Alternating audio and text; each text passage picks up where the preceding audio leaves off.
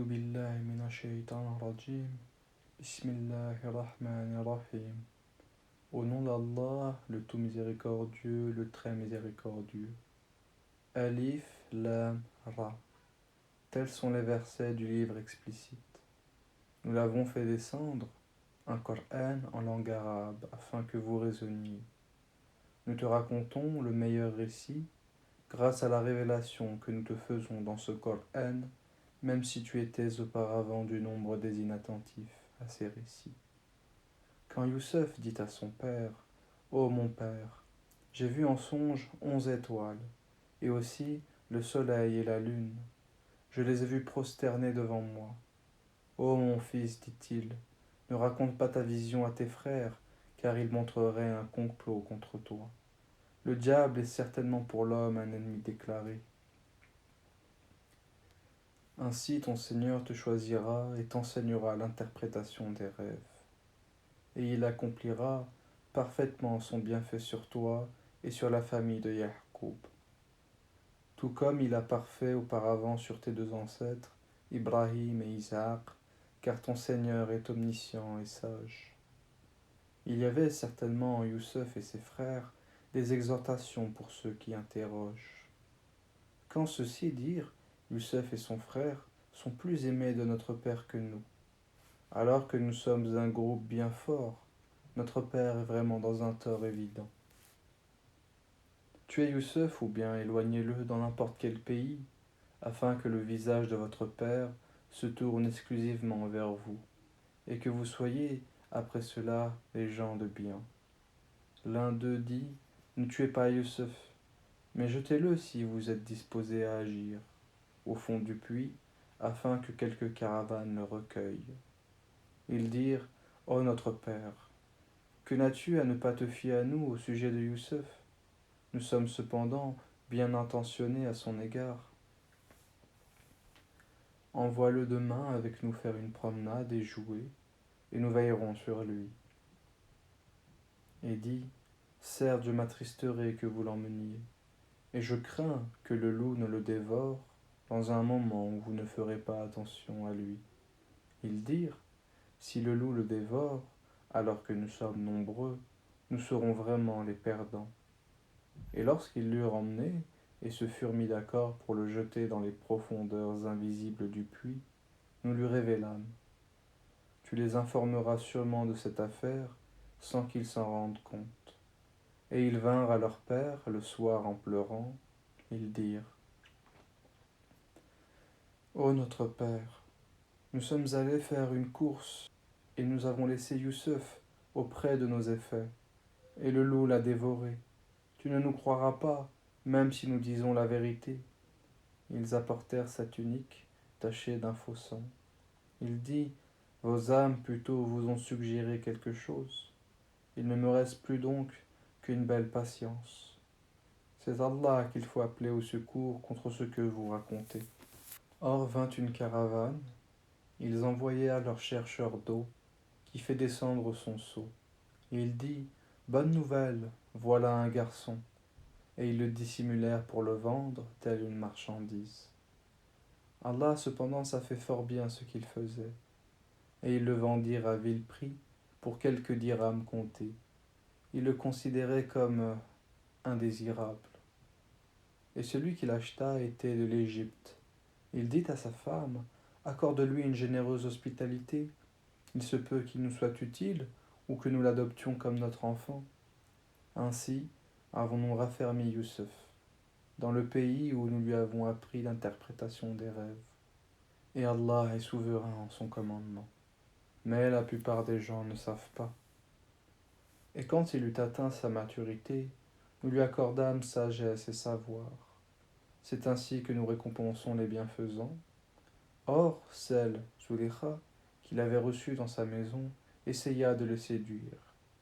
Et elle ferma bien les portes et dit, « Viens, je suis prête pour toi. » Il dit, « Qu'Allah me protège, c'est mon maître qui m'a accordé un bon asile. Vraiment les injustes ne réussissent pas. » Et elle le désira. Et il l'aurait désiré, n'eût été ce qu'il vit comme preuve évidente de son Seigneur. Ainsi, nous avons agi. pour écarter de lui le mal et la turpitude. Il était certes un de nos serviteurs élus. Et tous deux coururent vers la porte et lui déchira sa tunique par derrière. Ils trouvèrent le mari de cette femme à la porte. Elle dit: quelle serait la punition de quiconque a voulu faire du mal à ta famille, sinon la prison ou un châtiment douloureux? Youssef dit: c'est elle qui a voulu me séduire. Et un témoin de la famille de celle-ci témoigna: si sa tunique est déchirée par devant, alors c'est elle qui dit la vérité, tandis qu'il est du nombre des menteurs. Mais si sa tunique est déchirée par derrière, alors c'est elle qui mentit, tandis qu'il est du nombre des véridiques. Puis quand le mari, vit la tunique déchirée par derrière, il dit: c'est bien de votre ruse de femme, vos ruses sont vraiment énormes. Youssef ne pense plus à cela, et toi, femme, implore le pardon pour ton péché, car tu es fautive. Et dans la ville, des femmes dirent: la femme d'Al-Aziz essaye de séduire son valet, il l'a vraiment rendue folle d'amour. Nous la trouvons certes dans un égarement évident. Lorsqu'elle eut entendu leur fourberie, elle leur envoya des invitations, et prépara pour elles une collation. Et elle remit à chacune d'elles un couteau. Puis elle dit: sors devant elle, Youssef. Lorsqu'elles le virent, elles admirèrent, se coupèrent les mains et dirent: ah, Allah ne plaise, ce n'est pas un être humain, ce n'est qu'un ange noble. Elle dit: voilà donc celui à propos duquel vous me blâmiez. J'ai essayé de le séduire, mais il s'en défendit fermement. Or, s'il ne fait pas ce que je lui commande, il sera très certainement emprisonné, et sera certes parmi les humiliés. Il dit: ô mon Seigneur, la prison m'est préférable à ce à quoi elle m'invite, et si tu n'écartes pas de moi leurs ruses, je pencherai vers elle et serai du nombre des ignorants, des pécheurs. Son Seigneur l'exauça donc, et elle éloigna de lui leurs ruses. C'est lui vraiment qui est l'audient et l'omniscient. Puis, après qu'ils eurent vu les preuves de son innocence, il leur sembla qu'ils devaient l'emprisonner pour un temps. Deux valets entrèrent avec lui en prison. L'un d'eux dit: je me voyais en rêve pressant du raisin. Et l'autre dit: et moi je me voyais portant sur ma tête du pain dont les oiseaux mangeaient. Apprends-nous l'interprétation de nos rêves. Nous te voyons au nombre des bienfaisants. La nourriture qui vous est attribuée ne vous parviendra point, dit-il, que je ne vous ai avisé de son interprétation, de votre nourriture, avant qu'elle ne vous arrive. Cela fait partie de ce que mon Seigneur m'a enseigné. Certes, j'ai abandonné la religion d'un peuple qui ne croit pas en Allah et qui nie la vie future. Et j'ai suivi la religion de mes ancêtres, Ibrahim, Ishaq et Ya'qub. Il ne nous convient pas d'associer à Allah quoi que ce soit.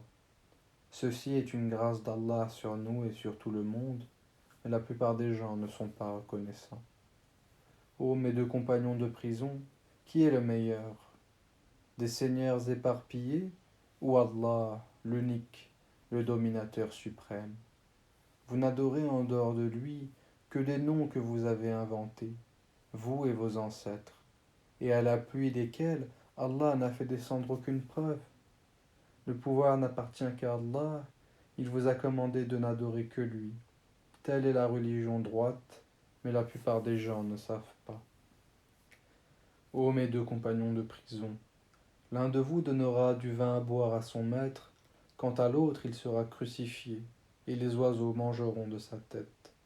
L'affaire sur laquelle vous me consultez est déjà décidée. Et il dit à celui des deux dont il pensait qu'il serait délivré: parle de moi auprès de ton maître. Mais le diable fait qu'il oublia de rappeler le cas de Youssef à son maître. Youssef resta donc en prison quelques années. Et le roi dit: en vérité, je voyais en rêve 7 vaches grasses mangées par 7 maigres, et 7 épis verts et autant d'autres secs. Au conseil de notables, donnez-moi une explication de ma vision, si vous savez interpréter les rêves. Ils dirent: c'est un amas de rêves, et nous ne savons pas interpréter les rêves.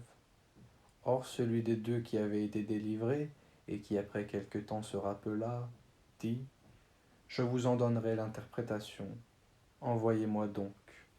Ô toi, Youssef, le véridique, éclaire-nous au sujet des 7 vaches grasses qui mangent 7 traits maigres, et 7 épis verts et autant d'autres secs, afin que je retourne aux gens et qu'ils sachent l'interprétation exacte du rêve. Alors Youssef dit : Vous sèmerez pendant 7 années consécutives. Tout ce que vous aurez moissonné, laissez-le en épis, sauf le peu que vous consommerez. Viendra ensuite 7 années de disette qui consommeront tout ce que vous aurez amassé pour elles, sauf le peu que vous aurez réservé comme semence. Puis viendra après cela une année où les gens seront secourus par la pluie et iront au pressoir.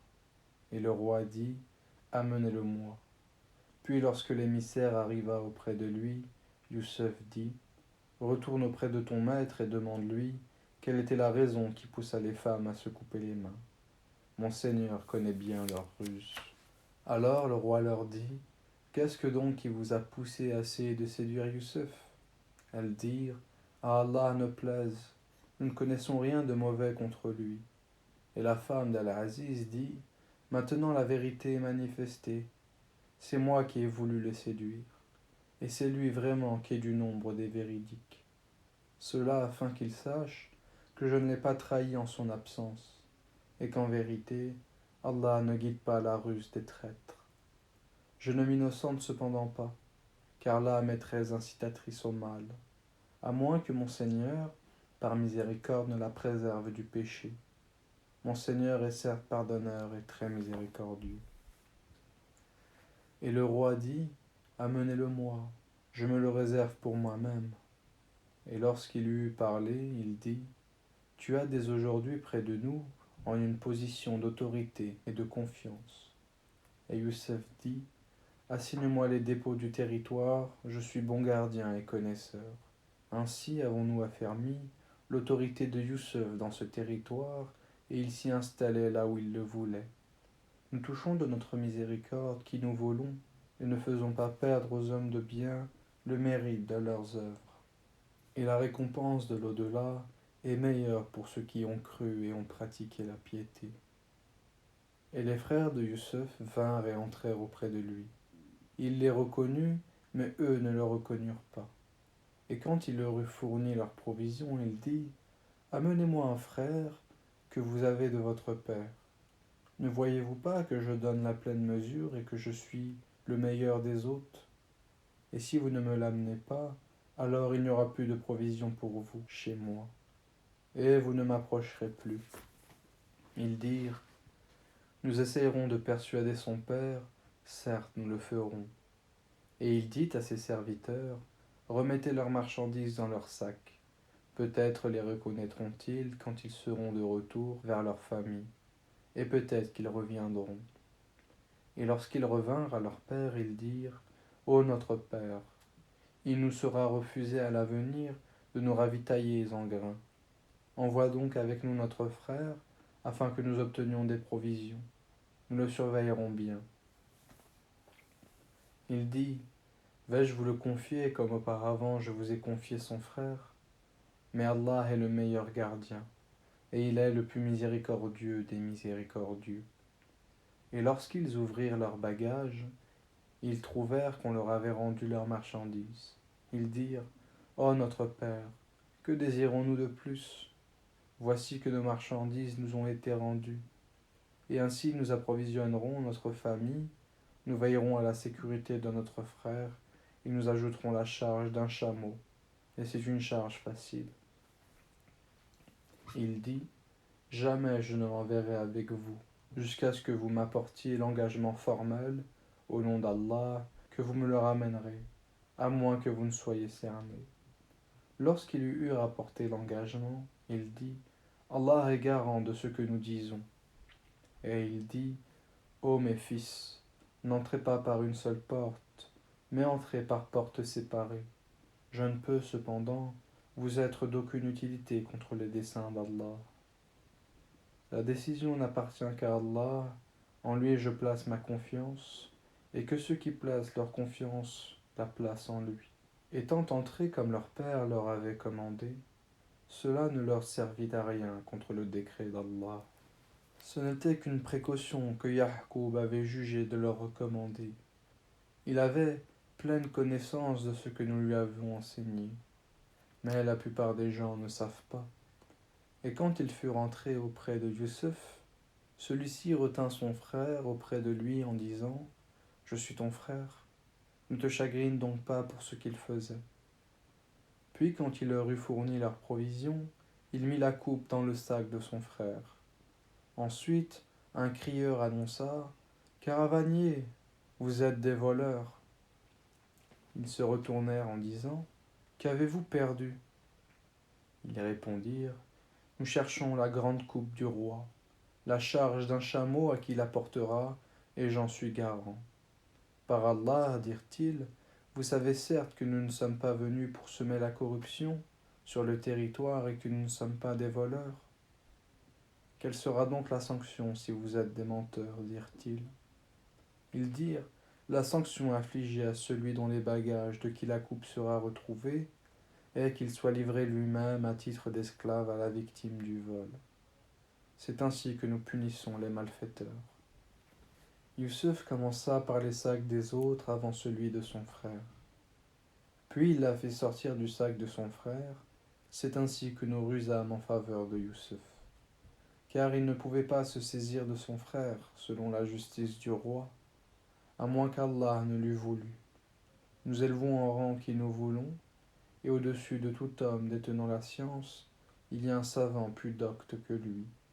Ils dirent, s'il a commis un vol, un frère à lui auparavant a volé aussi. Mais Youssef tint sa pensée secrète et ne la leur dévoila pas. Il dit en lui-même, votre position est bien pire encore, et Allah connaît mieux ce que vous décriviez. Ils dirent, ô Al-Aziz, il a un père très vieux, saisis-toi donc de l'un de nous à sa place. Nous voyons que tu es vraiment du nombre des gens bienfaisants.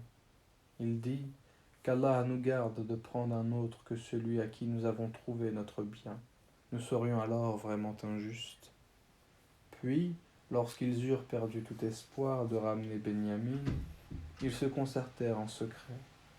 Leur aîné dit, ne savez-vous pas que votre père a pris de vous un engagement formel au nom d'Allah, et que déjà vous y avez manqué autrefois à propos de Youssef. Je ne quitterai point le territoire jusqu'à ce que mon père ne me le permette, ou qu'Allah juge en ma faveur, et il est le meilleur des juges. Retournez à votre père et dites, ô notre père, ton fils a volé, et nous n'attestons que ce que nous savons, et nous n'étions nullement au courant de l'inconnu. Et interroge la ville où nous étions, ainsi que la caravane dans laquelle nous sommes arrivés. Nous disons réellement la vérité. Alors Ya'qub dit, vos âmes plutôt vous ont inspiré d'entreprendre quelque chose. Ô belle patience! Il se peut qu'Allah me les ramènera tous les deux, car c'est lui l'omniscient, le sage. Et il se détourna d'eux et dit, que mon chagrin est grand pour Youssef. Et ses yeux blanchirent d'affliction, et il était accablé. Ils dirent, par Allah, tu ne cesseras pas d'évoquer Youssef, jusqu'à ce que tu t'épuises ou que tu sois parmi les morts. Il dit, je ne plains qu'à Allah de mon déchirement et de mon chagrin. Et je sais de la part d'Allah ce que vous ne savez pas. Ô mes fils, partez et enquérez-vous de Youssef et de son frère, et ne désespérez pas de la miséricorde d'Allah. Ce sont seulement les gens mécréants qui désespèrent de la miséricorde d'Allah. Et lorsqu'ils s'introduisirent auprès de Youssef, ils dirent, ô Al-Aziz, la famine nous a touchés, nous et notre famille, et nous venons avec une marchandise sans grande valeur. Donne-nous une pleine mesure et fais-nous la charité. Certes, Allah récompense les charitables. Il dit, savez-vous ce que vous avez fait de Youssef et de son frère alors que vous étiez des ignorants, injustes? Ils dirent, est-ce que tu es... Certes, tu es Youssef. Il dit, je suis Youssef, et voici mon frère. Certes, Allah nous a favorisés. Quiconque craint et patiente, et très certainement, Allah ne fait pas perdre la récompense des bienfaisants. Ils dirent, par Allah, vraiment, Allah t'a préféré à nous, et nous avons été fautifs. Il dit, pas de récrimination contre vous aujourd'hui, qu'Allah vous pardonne, c'est lui le plus miséricordieux des miséricordieux. Emportez ma tunique que voici, et appliquez-la sur le visage de mon père. Il recouvrera aussitôt la vue, et amenez-moi toute votre famille.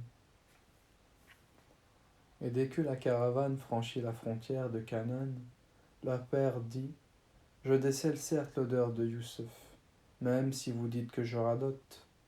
Ils lui dirent, par Allah, te voilà bien dans ton ancien égarement. Puis, quand arriva le porteur de bonne annonce, il l'appliqua à la tunique, sur le visage de Ya'qub. Celui-ci recouvra aussitôt la vue et dit, ne vous ai-je pas dit que je sais, par Allah, ce que vous ne savez pas? Ils dirent, ô notre Père, implore pour nous la rémission de nos péchés, nous étions vraiment fautifs. Il dit, j'implorerai pour vous le pardon de mon Seigneur, car c'est lui le pardonneur, le très miséricordieux. Lorsqu'ils s'introduisirent auprès de Youssef, celui-ci accueillit ses pères et mères et leur dit, entrez en Égypte en toute sécurité, si Allah le veut. Et il éleva ses parents sur le trône, et nous tombèrent devant lui prosternés.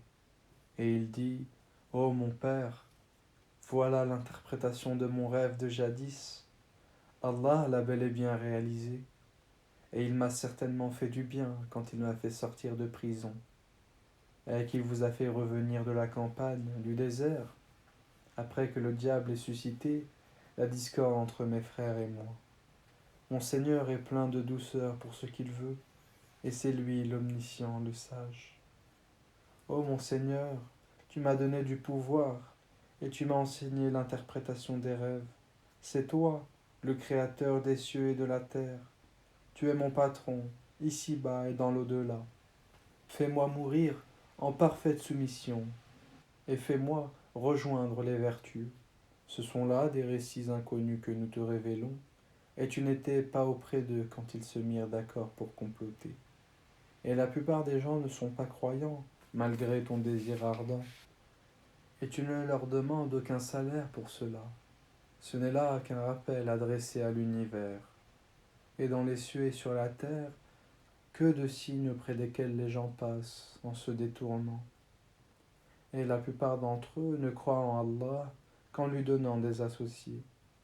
Est-ce qu'ils sont sûrs que le châtiment d'Allah ne viendra pas les couvrir, ou que l'heure ne leur viendra pas soudainement, sans qu'ils ne s'en rendent compte?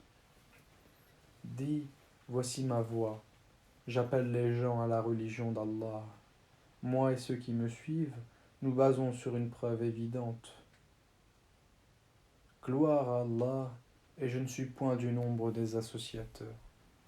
Nous n'avons envoyé avant toi que des hommes originaires des cités, à qui nous avons fait des révélations. Ces gens-là n'ont-ils pas parcouru la terre et considéré quelle fut la fin de ceux qui ont vécu avant eux? La demeure de l'au-delà est assurément meilleure pour ceux qui craignent Allah. Ne raisonnez-vous donc pas? Quand les messagers faillirent perdre espoir et que leurs adeptes eurent pensé qu'ils étaient dupés, voilà que vint à eux notre secours.